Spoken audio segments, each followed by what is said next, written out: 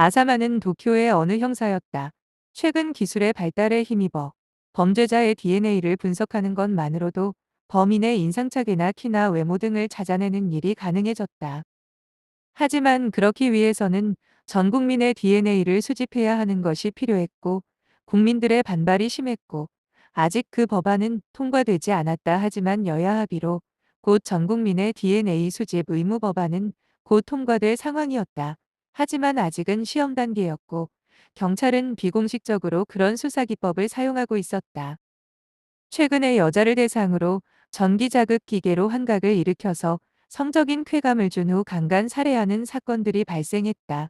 귀에 전기 자극기를 꽂고 전류를 흘려서 환각 상태에 빠지게 했고, 그 후 강간 살해당한 여성에게는 범인의 정액이 발견되었다. 그리고 그녀의 머리에는 권총의 총알이 박혀 있었다. 하지만 그런 사건도 DNA 수사법으로 순조롭게 해결되어 왔으나, 최근에 범인의 DNA를 확보했음에도 컴퓨터가 범인을 특정하지 못하는 사건들이 생겼다. 아사마 형사 및 경찰들은 아직 전 국민의 DNA가 수집되지 않았기 때문이라고 생각할 수밖에 없었다. 그 시스템을 만든 이는 다테시나라고 하는 자폐증 소녀였다. 자폐증으로 인해 서번트 증후군을 앓고 있는 그 소녀는 천재적인 수학 능력으로 어느 모 대학병원의 지원을 받으며 병원 건물 7층에 위치한 자신의 방에서 DNA 수사 시스템을 개발했다. 그리고 그녀의 오빠가 자폐증을 앓고 있는 여동생을 돌봐주며 같이 지내고 있었다. 경찰이 용의자의 DNA를 수집해서 감식반에 전달하면 그 DNA를 분석해서 그 결과를 도출해내는 일은 어느 연구소에서 진행되었다. 그곳에 근무하는 가구라는 30대 남자였고, 그 남자는 다테시나와 함께 그녀의 연구를 도왔고 그녀를 돌봐주었다. 가구라는 최근 범인의 DNA로도 범인이 특정이 되지 않는다는 문제로 다테시나에게 상의를 하러 왔다. 하지만 다테시나도 그 문제를 해결하기 위해 컴퓨터 프로그램을 수정 중에 있다는 얘기를 듣는다. 그리고 그 병원 5층에 있는 미나카미 교수를 가구라는 만나러 간다. 가구라는 다중인격을 갖고 있었고, 미나카미 교수는 가구라를 치료하고 있었다. 가구라는 미나카미에게 받은 담배처럼 생긴 것에 불을 붙여 빨아들이자 잠시 후 그에게서 다른 인격이 나왔다. 류라는 이름을 가진 다른 인격은 5층 미나카미 교수의 연구실에 딸린 방 안에서 그림을 그렸다. 가구라는 그림을 그릴 줄 몰랐으나 류라는 다른 인격은 그림을 아주 잘 그렸다. 주로 사람의 손을 그렸는데 캔버스에 그려진 그 그림들은 손에 대한 묘사가 아주 뛰어났다.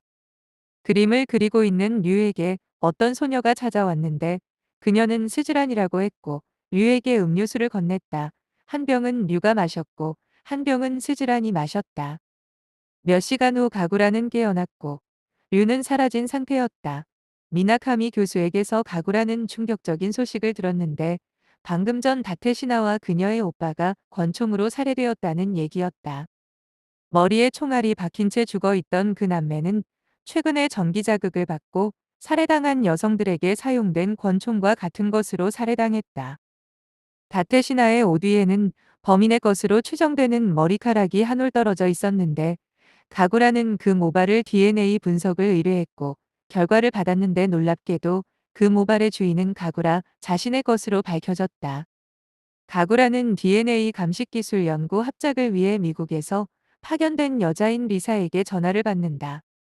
경찰이 가구라를 쫓고 있으니 한시바삐 도망치라고, 그리고 리사는 숨어 지낼 맨션과 현금 그리고 추적을 피해 사용할 수 있는 핸드폰 등을 받는다.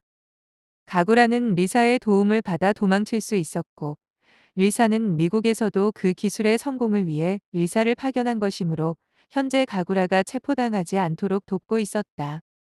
DNA 감식 기술이 현재 몇 가지 기술적인 결함을 있다는 것을 알고 그 수정 프로그램을 다테시나가 완성하기 전까지 리사는 돕고 있던 도중에 다테시나가 살해된 것이었다.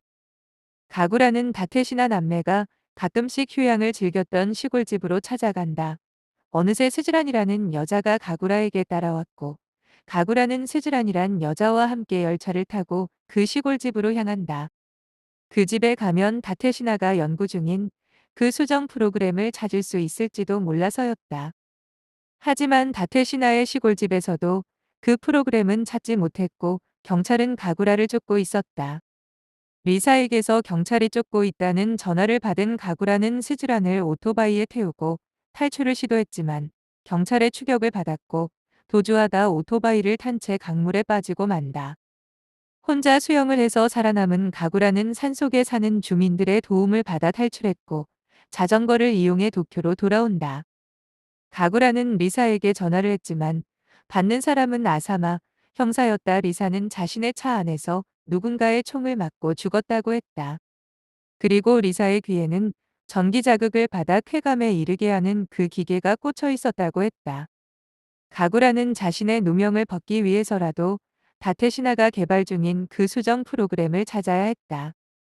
모글이라고 불리는 그 수정 프로그램은 전 국민의 DNA를 데이터화하는 과정에서 정부 고위 관계자들의 DNA 정보들만 배제시키도록 하는 초기 프로그램의 오류를 수정할 수 있는 프로그램이었다. 그러므로 고위직에서는 그 수정 프로그램을 없앨 계획이었고 그 와중에 다테시나가 살해된 것이었다. 그 프로그램은 이동식 디스크에 저장되어 류가 그린 그림의 캔버스 안에 숨겨져 있었다. 그리고 다테시나가 류가 생각했던 스즈란이라는 그녀였다. 다테시나는 이동식 디스크에 모글이라는 프로그램을 저장시킨 후 류가 그린 그림의 캔버스 속에 숨겨두었고 잠시 후 그녀는 살해당했다. 범인은 미나카미 교수였고 그도 고위직들이 DNA 수집을 벗어날 수 있는 무리들 중 한 명이었다. 미나카미 교수는 잇따라 일어난 여성들, 전기자극 살인 사건들의 주범이었고 경찰의 수사에 혼선을 주기 위해 일부러 정액을 시체에 남겼다.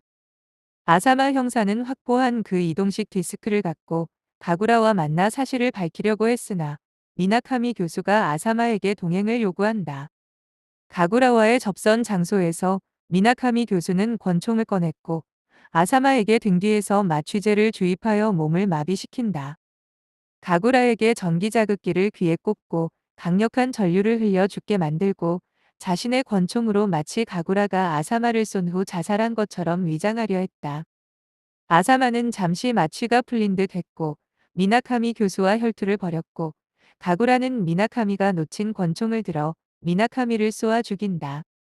아사마는 처음 미나카미 교수의 연구실을 방문했을 때 전기자극기를 보고 이런 위험한 물건이 있는 것을 의아하게 생각하고 그 부품을 한 개 빼두었었다. 가구라는 자신이 다테시나의 시골집에서 오토바이로 스즈란을 태우고 탈출하는 장면이 찍힌 CCTV를 경찰을 통해 보았는데 그 오토바이에 탄 사람은 가구라 그 자신뿐이었다.